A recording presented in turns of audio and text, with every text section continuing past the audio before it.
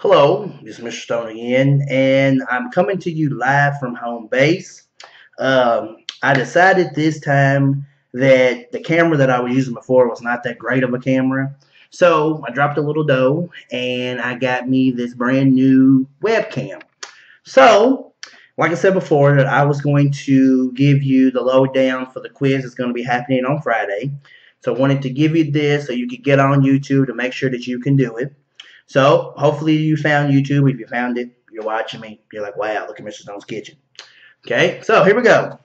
Friday, you're going to have a quiz. Okay, for the quiz, there will be at least about 15 to 16 multiple choice questions. There's going to be some of these questions are going to deal with Mesopotamia. A lot of these will be from your AVB notebook, so make sure that you have your AVB notebook.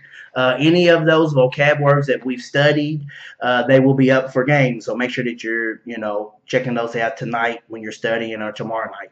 So all of those vocab words are up for grabs. Okay, so I wanted to walk you through and tell you what you needed to know about the 7 characteristics and what about Mesopotamia we've talked about so far. So right now I have in front of me this handy dandy, our Mesopotamia Egypt graphic organizer, graphic organizer that we've used all the way through class. Okay, and we filled out religion. We got to put some stuff in social structure tomorrow. We'll do that in class. Stable food supply, government we've done, and writing. So let me go ahead and start with the first thing we talked about was stable food supply. Okay, so we have to know that for those 7 characteristics, for a civilization to be a civilization, they have to have those 7 characteristics of stable food supply, government, art, writing, social structure, religion, and some form of technology.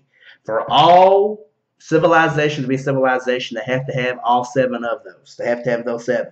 Okay? So, you're going to need to know about the stable food supply. Remember how we talked about, we linked it from Shelbyville, and now we're talking about it in Mesopotamia. So, what you need to know for stable food supply, make sure that you know that the invention of the plow, that's the thing that turns over the dirt to make, so they can plant crops, the plow and irrigation systems. Irrigation systems are the thing where they dug the trenches, water came in from the river, and that allowed them to water the crops.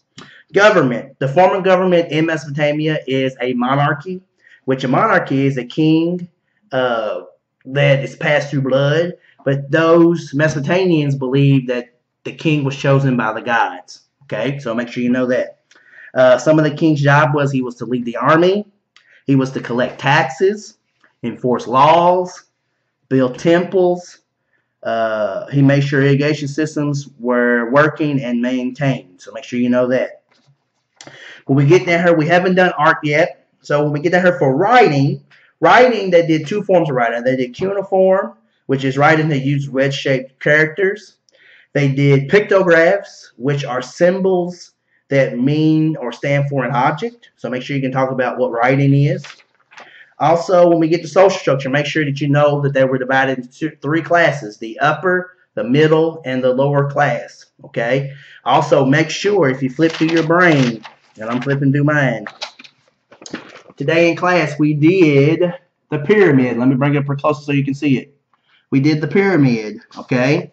Make sure that you know that the king is on top. And let me zoom in here for you so that you can see it here. Let me see if I can zoom in.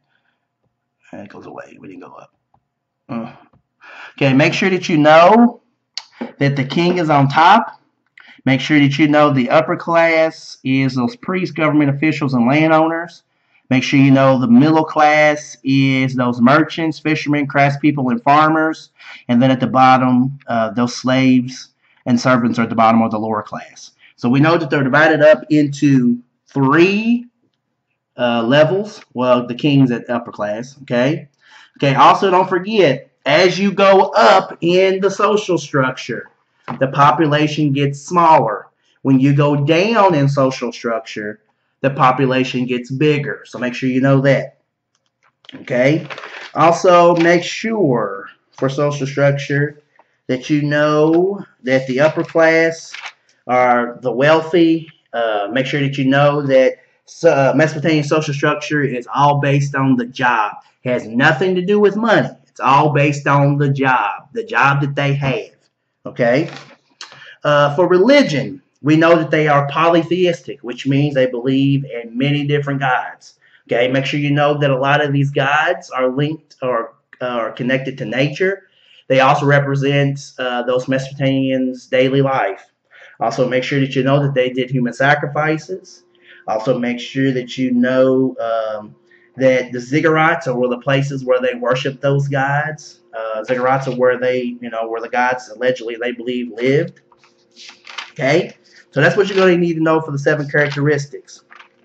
Now, you also need to know something about why did those early humans move from the Old Stone Age where they lived, and then why did they move from the Old Stone Age to city-states where they were in the mountains. Remember, it talks about shortage of food.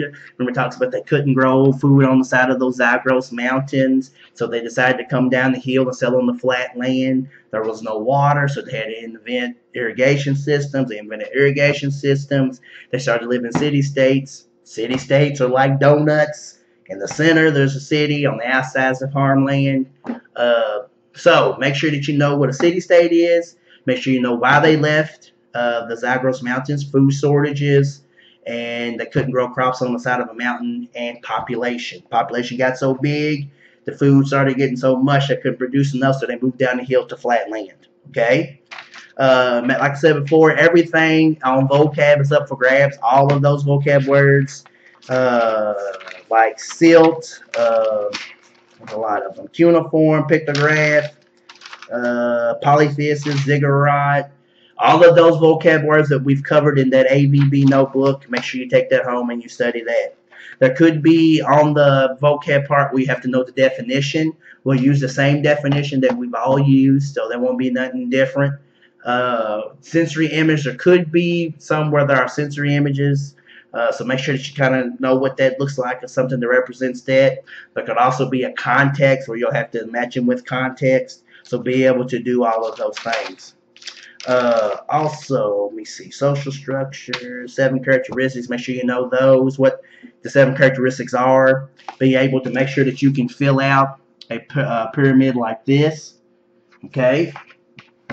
If you do that, then you should be perfectly fine on the quiz. So, if you've seen this, you found it, tomorrow we will go through in class how to get here to see me and be able to watch these videos. Also, make sure, tell me when you see me if you think that this camera is better than the other camera. I think this camera is better.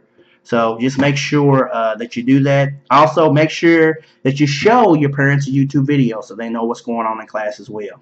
So, I hope that you find this tonight when you're at home chilling.